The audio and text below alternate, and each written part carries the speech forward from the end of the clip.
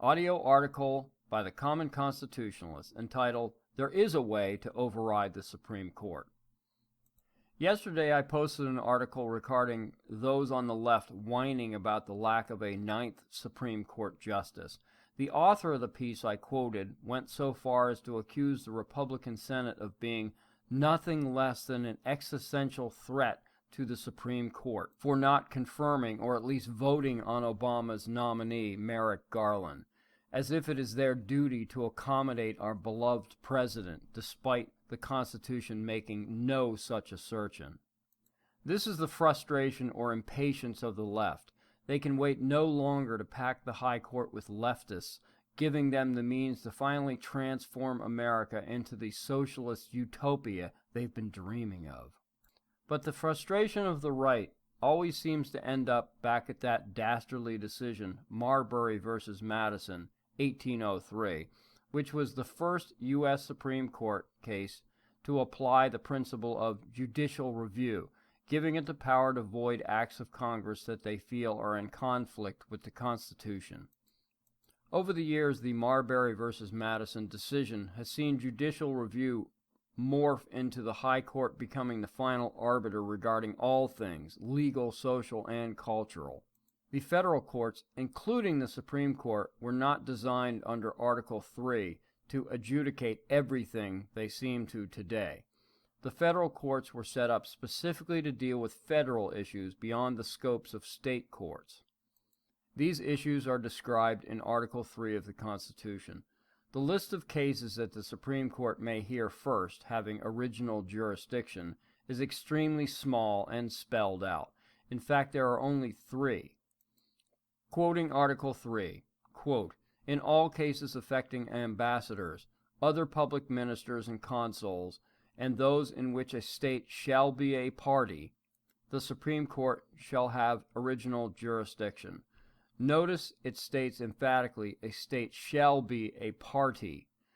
This was worded so the Supreme Court wouldn't just meddle in individual states' internal business, nor be bogged down with a plethora of federal cases. However, the founders expressed that the Supreme Court may have appellate or secondary jurisdiction in a wider range of cases originating in the lower courts as expressed in Article 3, Section 2 of the Constitution. This, as we are all familiar, is the way virtually all high-profile cases are decided these days.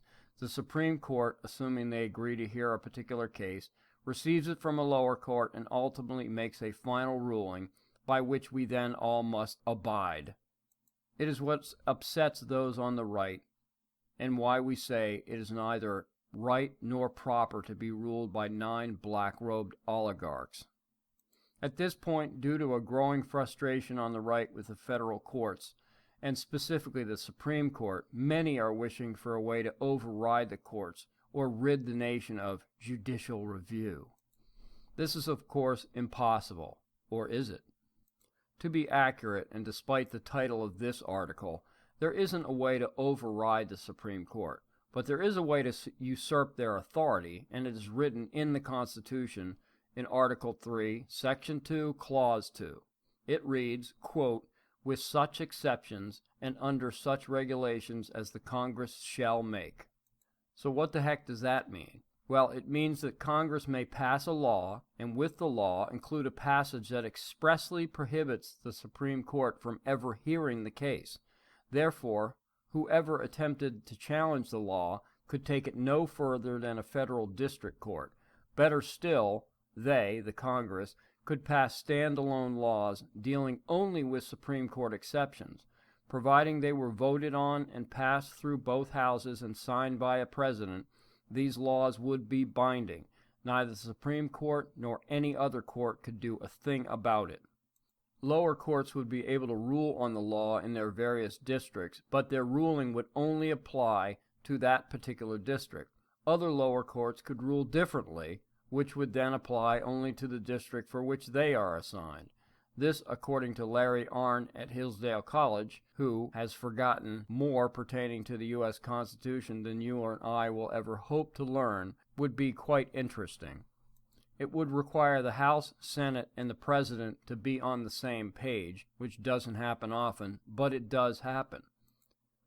The Republicans missed an opportunity to change our landscape back in 2005 and 2006 when they controlled both houses and the presidency. Just imagine the good they could have done.